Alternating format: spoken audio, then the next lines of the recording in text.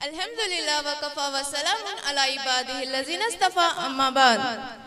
مبتلائی درد ہو کوئی عضو روتی ہے آگ، مبتلائی درد ہو کوئی عضو روتی ہے آگ، کس قدر سارے جسم کی ہوتی ہے آگ۔ قابل قدر اساتذہ اکرام اور معزز سامعین، السلام علیکم ورحمۃ اللہ وبرکاتہ۔ آج میرے لیے نہایت ہی خوشی کا دن ہے۔ کس عظیم الشان اجلاس میں مجھ جیسی طالبہ کو، مسلمانوں کو آپس میں اتحاد و اتفاق جیسے اہم عنوان پر تقریر کرنے کا موقع ملا۔ امید کرتی ہوں آپ حضرات میری باتوں کو غور سے سنیں گے۔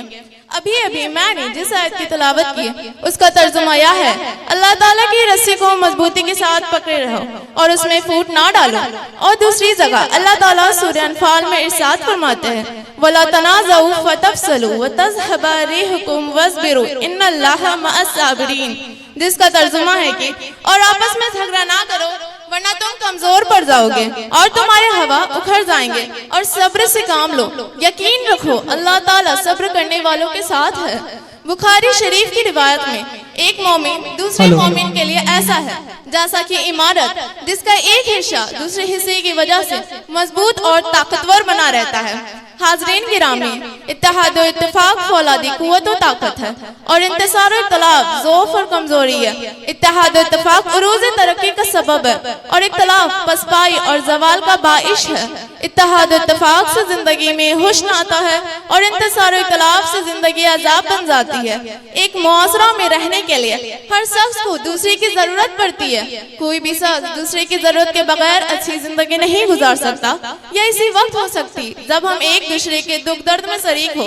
اس لیے قرآن کریم میں تمام مسلمانوں کو بھائی بھائی بتایا گیا اور اللہ تعالیٰ کا ارشاد ہے: انما المؤمنون اخوۃ فاصلحوا بین اخویکم واتقوا اللہ لعلکم ترحمون، کہ حقیقت تو یہ ہے تمام مسلمان بھائی بھائی ہیں، اس لیے اپنے بھائیوں کے درمیان تعلقات اچھے بنائے رکھو اور اللہ تعالیٰ سے ڈرتے رہو تاکہ تم پر رحمت کا معاملہ کیا جائے۔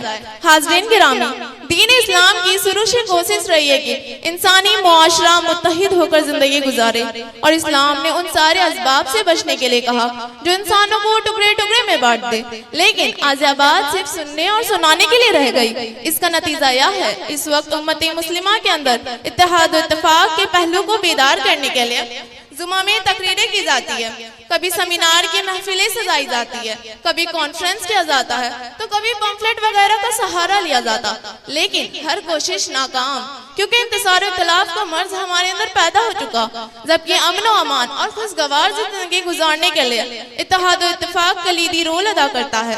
تاریخ گواہ ہے قوم کی بھلائی اتفاق میں ہے، قوم کی طاقت و قوت اجتماعیت میں ہے، قوم کی ترقی اتحاد کی بنیاد پر ہے، لیکن اس کے باوجود پورے دنیا کے مسلمانوں کی ساری صلاحیتیں آپسی اختلاف میں گھرش ہو رہی ہے۔ انہی حالات پیش نظر علامہ اقبال رحمۃ اللہ فرماتے ہیں: منفعت ایک ہے اس قوم کی اور نقصان بھی ایک، منفعت ایک ہے اس قوم کی اور نقصان بھی ایک ہی سب کا نبی، دین بھی، ایمان بھی ایک، حرم پاک بھی، اللہ بھی، قرآن بھی ایک، حرم پاک بھی، اللہ بھی، قرآن بھی ایک۔ کچھ بڑی بات تھی ہوتی جو مسلمان بھی ایک۔ سیرت کی کتابوں کو پڑھے تو معلوم ہوگا صحابہ کے درمیان کیسی محبت تھی۔